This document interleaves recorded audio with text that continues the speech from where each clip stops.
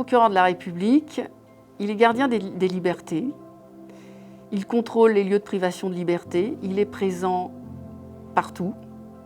C'est un acteur stratégique et constant dans le procès pénal au sens large, depuis la commission d'une infraction, la recherche de ses auteurs, et même bien en amont la prévention de la délinquance, jusqu'à l'exécution de la peine. Il est présent dans les établissements pénitentiaires. Il a de multiples fonctions. On connaît principalement ses fonctions sur le volet pénal, puisqu'effectivement, il recherche les auteurs d'infractions, il dirige l'action des agents de police judiciaire et des officiers de police judiciaire, donc il fait procéder aux investigations nécessaires à la caractérisation d'une infraction, à la recherche des auteurs d'infractions. Il est présent aux côtés du juge de l'application des peines pour décider d'une mesure de permission de sortir, pour décider de l'exécution de la peine et jusqu'à la fin de l'exécution de la peine. Donc il prend des réquisitions. Il est un acteur de terrain, il est un investigateur impartial, et il a une vue panoramique sur la société. Il n'est pas dans sa tour d'ivoire, il est très présent, il a une fonction humaine, il est dans la société civile, il est dans l'humain, dans la matière humaine. Et en même temps, il doit faire aussi des diagnostics, participer à ces politiques publiques, prendre des décisions et avoir un rôle stratégique. La justice, ce n'est pas une vieille machine, c'est une machine moderne, avec un traitement en temps réel des faits qui se commettent sur un ressort. Et ce traitement en temps réel suppose des magistrats qui sont présents, à l'écoute, 7 jours sur 7, 24 heures sur 24, de nuit, de jour, qui répondent au téléphone, aux enquêteurs, aux médecins, aux élus, pour pouvoir justement être très présent dans les procédures et construire les procédures. Ça, c'est le volet pénal.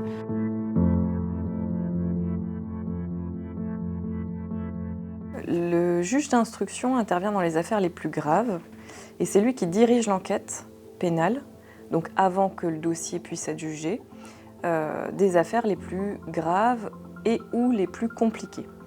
Donc on a 3 types d'infractions en droit français. Quand on fait quelque chose qui est puni d'emprisonnement, il y a différents degrés de gravité. Donc on a le délit, par exemple le vol, l'usage de stupéfiants, les violences. Et puis on a les infractions les plus graves qui sont les crimes. On a les viols, les meurtres, les actes de torture et de barbarie, les vols à main armée, voilà. Normalement, le juge d'instruction, il mène obligatoirement l'enquête pour les crimes. Et l'enquête s'appelle alors une instruction judiciaire, puisqu'un juge d'instruction est nommé pour la diriger. Et il intervient aussi dans toutes les enquêtes complexes, c'est-à-dire en général quand il y a beaucoup de personnes qui sont suspectées d'avoir commis les faits, par exemple beaucoup de trafiquants de stupéfiants, beaucoup de braqueurs, beaucoup de receleurs, et ou quand il y a beaucoup de victimes. Donc par exemple, typiquement, un agresseur sexuel en série, des escrocs en série.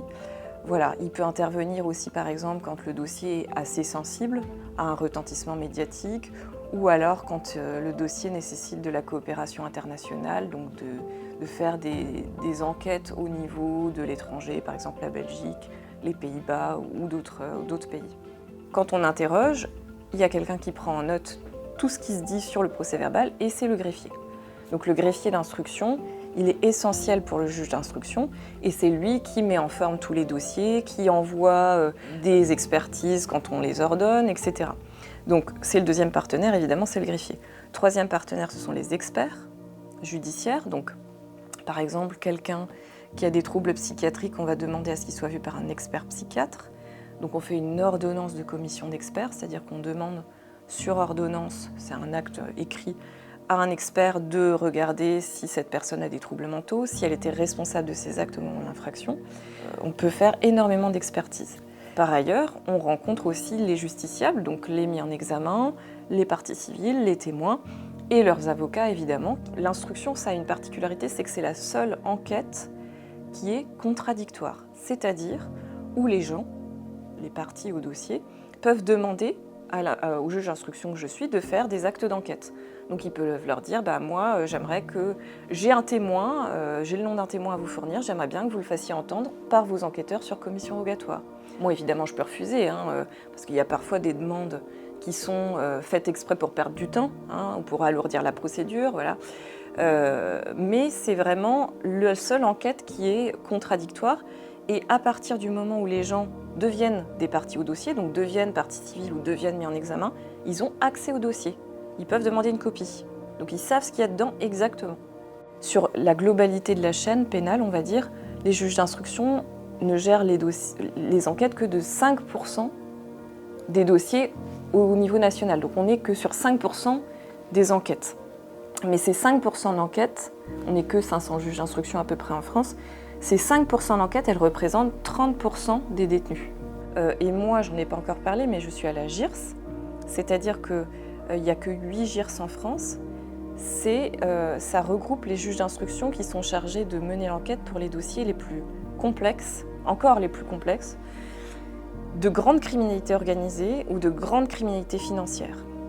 Donc, moi, je suis spécialisée dans la criminalité financière, donc tout ce qui est lutte contre la corruption, lutte contre les très très gros escrocs, contre les très grosses fraudes aux fonds publics. Donc on a de très gros dossiers aussi de fraude au crédit immobilier, de fraude, des gens par exemple qui montent des sociétés qui sont dédiées à faire de la fraude à la CPAM, à Pôle emploi, à l'URSSAF. Donc c'est des millions et des millions d'euros chaque mois qui s'évaporent.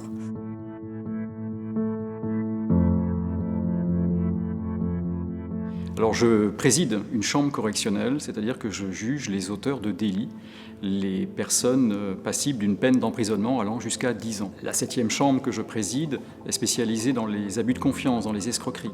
Mais je préside également le tribunal des affaires pénales militaires et je juge également, avec l'ensemble de mes collègues, toutes les infractions de droit commun, toutes les infractions à la législation sur les stupéfiants, les violences conjugales, les vols aggravés et toutes sortes d'autres infractions au code pénal. En tant que président du tribunal correctionnel, un des maillons de la chaîne pénale, et le travail effectué par le tribunal correctionnel intervient immédiatement après celui effectué par le procureur de la République et le juge d'instruction. On juge à la fois des dossiers qui ont été poursuivis par le parquet, par le procureur de la République, ou qui sont renvoyés devant le tribunal correctionnel par le juge d'instruction. On peut donc être amené à discuter de certains dossiers avec le procureur de la République, voire avec le juge d'instruction, effectivement. De même que nous collaborons, nous travaillons avec les avocats, qui sont des acteurs à part entière de la procédure pénale, qui viennent discuter avec nous à l'avance de certains dossiers, envisager des difficultés, demander éventuellement des renvois. Donc ce sont tous les intervenants avec lesquels nous travaillons, avec lesquels je travaille au quotidien. Avec un rôle important à l'audience c'est un peu un rôle de chef d'orchestre. On donne la parole aux gens, on s'assure que les gens puissent s'exprimer, puissent parler. L'audience correctionnelle, c'est le lieu de la parole. Chacun s'exprime à tour de rôle. C'est d'ailleurs parfois un peu déconcertant pour les prévenus qui n'ont pas forcément l'habitude d'avoir à entendre les choses avant de pouvoir eux-mêmes parler. Mais on fait respecter justement cet ordre de parole, cette manière de parler. Chacun peut s'exprimer dans le respect de l'autre pour qu'au final, on puisse rendre la meilleure décision possible. La mission du juge d'application des peines, c'est d'abord d'éviter la récidive et de favoriser la réinsertion des condamnés. On travaille à la fois en milieu carcéral, en milieu fermé, et puis aussi en milieu ouvert. Dans le cadre carcéral, on est amené à surveiller l'exécution des peines en octroyant des remises de peines supplémentaires, des permissions de sortie, en surveillant le bon fonctionnement d'un établissement pénitentiaire, en s'y rendant régulièrement, et puis aussi en donnant aux personnes d'éventuels aménagements de peine lorsqu'ils en font la demande, ce qui arrive évidemment régulièrement. Au contraire, en milieu ouvert, nous allons suivre des personnes qui sont condamnées à une peine d'emprisonnement, mais avec un sursis probatoire ou un suivi socio-judiciaire, par exemple, ou un travail d'intérêt général. Dans ce cadre, on va être amené à rencontrer les personnes condamnées, à leur notifier leurs obligations, à leur rappeler quelles sont les conséquences d'un manquement à ces obligations et éventuellement à les sanctionner si ces obligations ne sont pas respectées. Et la sanction, ça peut être évidemment une peine d'emprisonnement. Je crois qu'il faut rappeler d'abord les principes dans lesquels on intervient, qui est, donc, comme je l'indiquais, de prévenir la récidive, en favorisant l'insertion ou la réinsertion des personnes, en prenant en considération l'évolution de leur personnalité, l'évolution de leur situation personnelle, sociale, professionnelle, familiale. Au quotidien, je travaille évidemment avec le procureur de la République et son équipe. En ce qui nous concerne, c'est le service de l'exécution des peines. Et puis, l'autre partenaire indispensable, c'est le service de probation et d'insertion, qui est constitué de fonctionnaires de l'administration pénitentiaire, donc qui dépendent aussi du ministère de la Justice, et qui sont en charge de la vérification et du contrôle, on va dire, quotidien des personnes condamnées, qu'elles soient en milieu carcéral ou à l'extérieur. Ce sont eux nos interlocuteurs premiers qui vont procéder à des rapports et nous expliquer la façon dont se passe la peine d'emprisonnement ou bien le suivi en milieu ouvert. Je n'oublie pas évidemment les avocats qui interviennent beaucoup et particulièrement en milieu carcéral pour soutenir leurs clients dans leur demande d'aménagement de peine, puisque le juge d'application des peines intervient comme dans tout cadre juridictionnel, dans le respect du principe contradictoire, avec une possibilité de recours, d'appel évidemment de la personne contre nos décisions. Moi, ce qui me plaît beaucoup, c'est l'analyse un petit peu des personnalités et des parcours que nous faisons grâce aux expertises psychologiques ou psychiatriques dont on dispose, les rapports du service de probation, les entretiens qu'on a avec le condamné. Ça, c'est absolument passionnant. Ça nous permet, nous, de faire émerger des facteurs de risque de récidive, mais aussi des facteurs de prévention sur lesquels on va pouvoir s'appuyer un petit peu pour accompagner la personne dans son évolution.